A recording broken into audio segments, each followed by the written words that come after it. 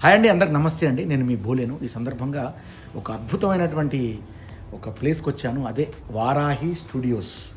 ఇక్కడ post production పెద్ద పెద్ద సినిమాలకి, ఇక్కడ పెద్ద పెద్ద సింగర్స్కి ఇక్కడ అవైలబుల్గా ఇంత అద్భుతమైన స్టూడియో మన హైదరాబాద్లో ఉండటం అనేది మన అదృష్టంగా నేను భావిస్తున్నా. యాజ్ ఏ మ్యూజిషియన్గా, ఒక మ్యూజిక్ డైరెక్టర్గా, ఒక సింగర్గా నేను చాలా గర్విస్తున్నా.